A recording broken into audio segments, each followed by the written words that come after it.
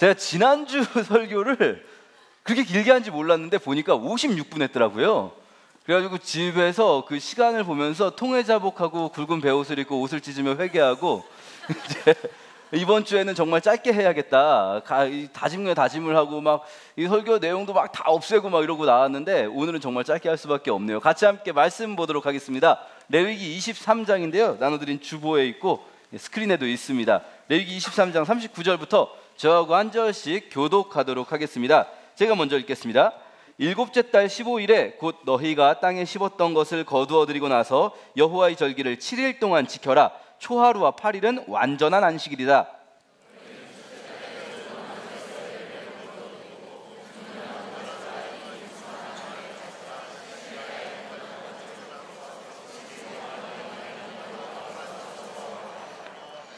해마다 이 절기를 여호와 앞에서 7일 동안 지켜라. 이것은 지금부터 영원히 지켜야 할 율법이다. 너희는 이 절기를 일곱째 달에 지켜라.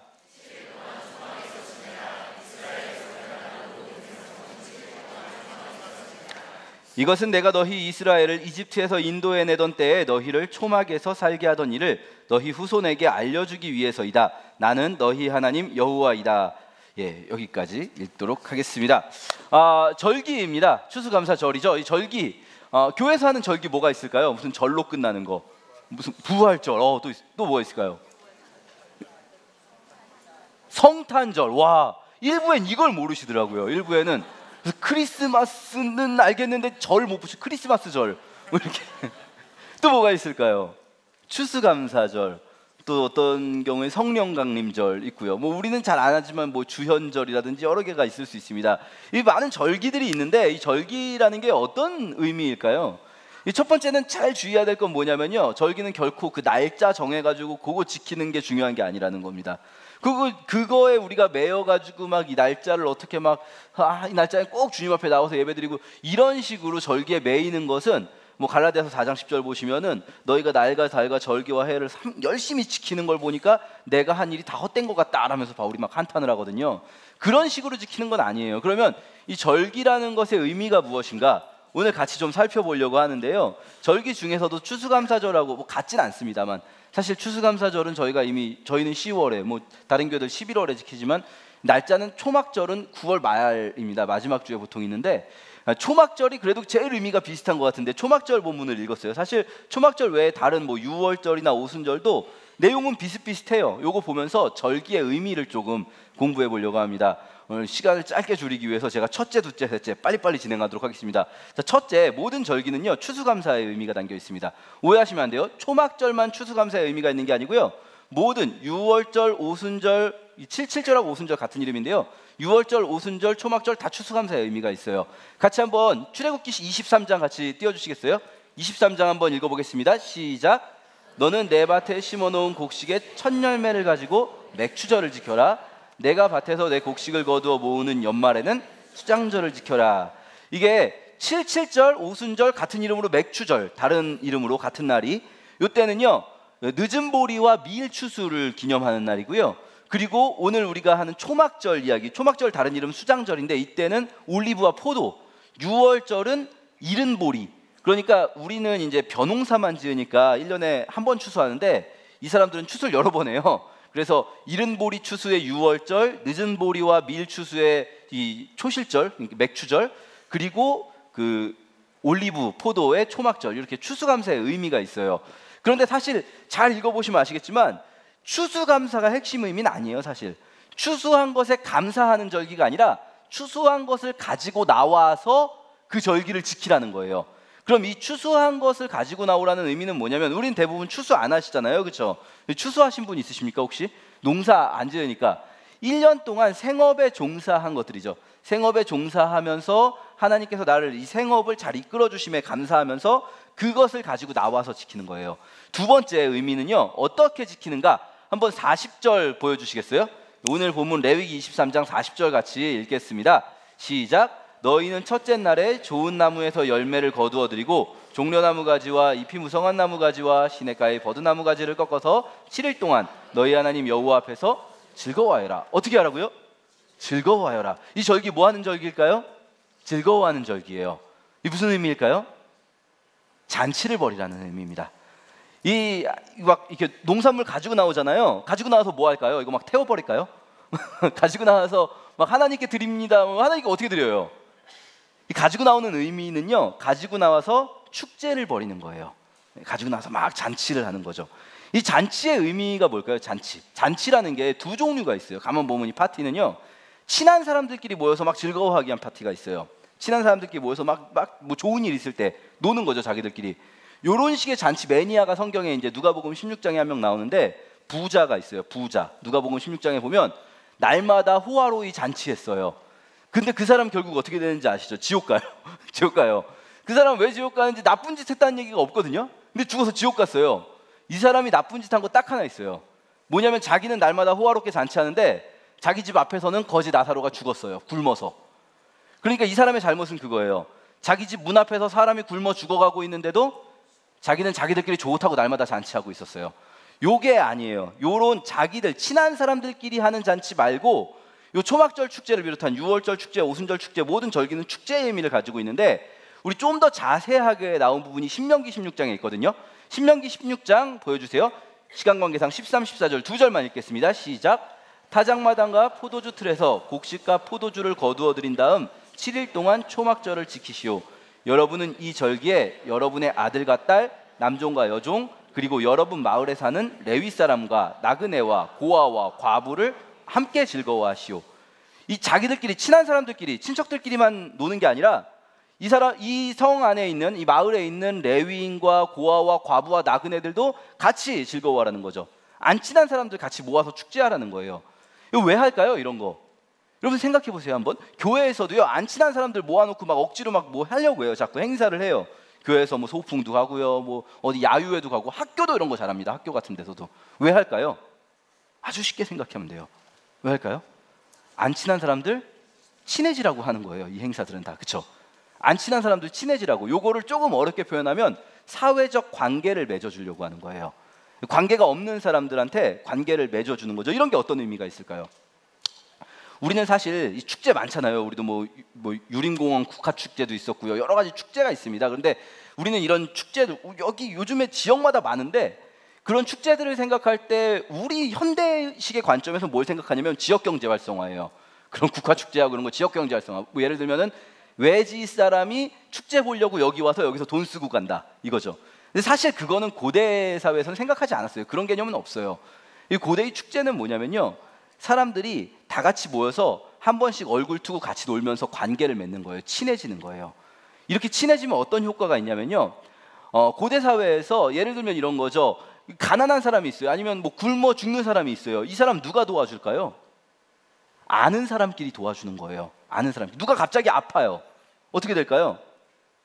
친척이면 아는 친척들이 가서 아픈 사람 병간호 해줄 거예요. 그런데 이 마을 공동체 안에서 관계가 아무하고도 없는 사람이 있으면 어떻게 될까요?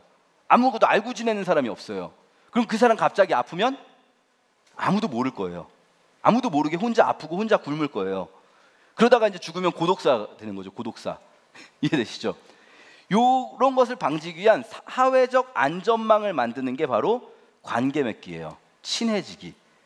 그런데 문제는 뭐냐면요, 이 이스라엘뿐 아니라 사실 대부분 그런데 옛날에는 다 시족 사회였어요. 이스라엘도요, 12지파가, 지파라는 게 가족이거든요. 12부족이 각각 모여 살았어요. 그러니까 다 가족들이죠. 친족들이죠. 친척들. 문제는 뭐냐면 이 친척 공동체에 포함되지 않는 사람들이 있어요.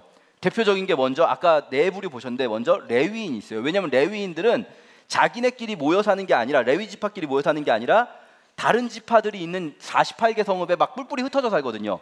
그러니까 자기들의 친척 공동체가 없어요. 그리고 나그네, 또 누가 있었죠 아까?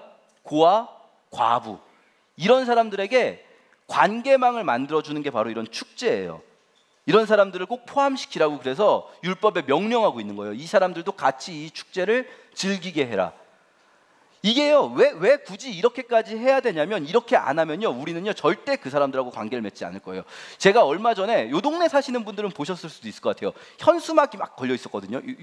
요쪽 동네에 많이 걸려 있었는데, 그 어딘지 잘 모르겠어요. 그 어딘가의 그 뭐죠, 분양 현수막이었거든요. 현수막 표어가 되게 크게 써 있었는데 이랬어요. 앞집 박사, 뒷집 교수, 옆집 의사. 혹시 보신 분 있으신가요? 되게 많이 걸려 있었어요. 제가 이거 비판하고 싶지 않습니다. 이거 비판하려는 게 아니라 이게 우리의 본성이에요. 우리 본성은 뭐냐면 나한테 좀 관계 맺어서 도움이 될 만한 사람들, 혹은 나하고 좀 격이 맞다고 내가 생각하는 사람들하고 같은 동네에 살고 싶어요. 그 현수막은 그 얘기죠. 우리 동네는 앞집 박사, 뒷집 의사, 옆집 교수 뭐 이런 사람들이 사는 동네다. 이 인간의 본성이에요. 본성. 우리 그냥 놔두면요, 우리는 절대로 나그네들, 과부와 고아 이런 사람들하고 관계를 맺지 않을 거예요. 그러면요, 우리는 죄책감을 느낄 필요도 없거든요. 그 사람이 아프고 그 사람이 굶어도 모르니까 죄책감을 느낄 필요도 없거든요. 그런데요, 아는 관계가 되잖아요. 관계가 맺어지면요, 그때부터 우리는 이 사람들이 아플 때 뭔가 좀 마음이 불편함을 느낄 수밖에 없어요. 이게 축제예요. 이게 바로 초막절 축제, 유월절 축제, 오순절 축제죠. 이게 두 번째 의미입니다. 세 번째 의미가 있어요. 추수한 것을 가지고 와서, 추수한 것에 감사하며 가지고 와서 그 축제를 즐기는데, 이 축제의 가장 본질적인 의미가 무엇인가? 같이 한번 아까 레위기 23장에서 43절 같이 한번 읽어보겠습니다. 시작. 이것은 내가 너희 이스라엘을 이집트에서 인도해내던 때에 너희를 초막에서 살게 하던 일을 너희 후손에게 알려주기 위해 나는 너희 하나님 여호와다. 너희를 초막에서 살게 했었다. 그래서 초막절이에요. 이 초막절이 되면요, 실제로 7일 동안 초막에서 살아야 돼요. 초막이 뭐냐면요, 풀로 만든 집이라는 뜻이에요. 이스라엘 백성들이 광야 생활을 했어요. 광야 생활을 한 동안 집이 없으니까 풀로 만든 집에 살았어요. 지금도 예루살렘 부근에 있는 그 이스라엘 전체는 아닌데 예루살렘 그쪽 동네에 이제 유대인들, 종교적인 유대인들은요, 이 수콧이라는 초막절이 되면 이런 식으로 집에다가 초막을 만들어요. 넘겨주세요. 이거 넘기라는 의미예요. 자, 저 보시면 베란다 쪽에 뭐 만들어놨죠 지금. 저게 수카라고 부르는 초막이에요. 이제 단수형으로 수카, 복수형 쓰면 수콧이 초막절이 되거든요. 그러니까 예루살렘 쪽엔 저런 집들이 많아요. 베란다가 튀어나와 있어서 수카를 만들 수 있는 공간들이 있어요 지금도. 그럼 저 사람들은 이 초막절 절기 7일 동안은요, 저거 지어놓고 살아요. 저 어떤 의미냐면요, 초막 만드는 규정이 있는데 지붕을 얼기설기 만들어서 누웠을 때 별이 보여야 돼요. 누웠을 때 별이 안 보이면 안 되는 거예요. 이게 어떤 의미가 있냐면요, 이스라엘 백성들이 광야 생활을 하는 동안 하나님께서 지켜주셨다는 거예요. 이거 이스라엘이요, 굉장히 추워요 밤에. 중동이라서 따뜻할 것 같지만 중동 지역이 밤에 되게 춥거든요. 그러면 이게 사실 빽빽하게 만들어야 되잖아요 지붕을. 지붕이 얼기설기 만들어져 있으면 어떨까요? 밤에 굉장히 추울 거예요 잘 때. 그러면서 아까 43절에 저희가 읽었는데 자녀에게 알려주라는 거예요. 아빠 추워요. 춥지.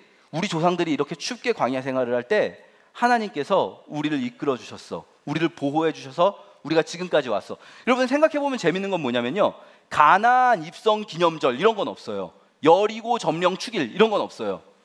우리가 생각할 때는 좋은 얘기, 승리의 일들을 절기로 만들 것 같은데 그렇지 않아요.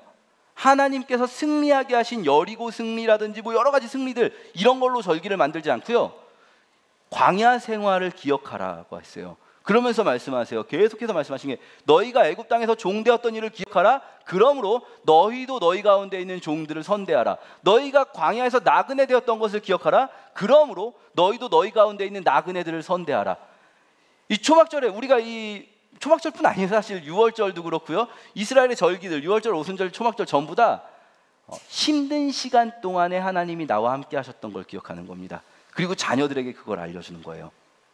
그러면서 그 시간에 우리와 함께 하셨던 주님이 계시니까 우리도 지금 우리 가운데 어려움을 당하는 이들과 함께 하자, 이렇게 자녀에게, 또 자녀의 자녀에게 전해주는 거죠.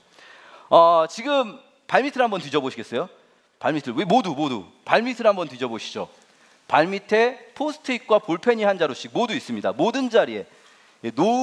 그걸 놓기 위해 고생한 저희들의 수고를 봐서라도 한 번만 봐주시면 감사하겠습니다.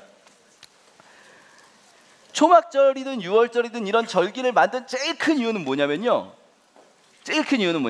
가만 놔두면 인간은 기억하지 않아요.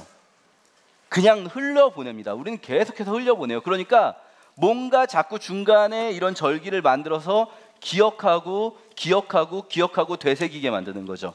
오늘 우리가 올 한 해 동안 하나님께서 내게 하셨던 일들을 좀 적어보는 시간을 가졌으면 좋겠어요. 요거 하고 마칠 겁니다. 적어보는 시간을 가질 건데요, 그런데 주의할 것은 아까 말씀드렸지만 좋은 일, 잘 되게 해주신 일, 이것도 물론 좋아요. 감사한 거죠. 그런데 올 한 해 정말 어쩌면 내가 정말 힘들었던 일이 지금 기억 안 나실 수도 있어요. 근데 잘 생각해 보면 어찌 1년 동안 힘들었던 시간이 없겠습니까? 힘들었던 일을 한번 생각해 봤으면 좋겠어요.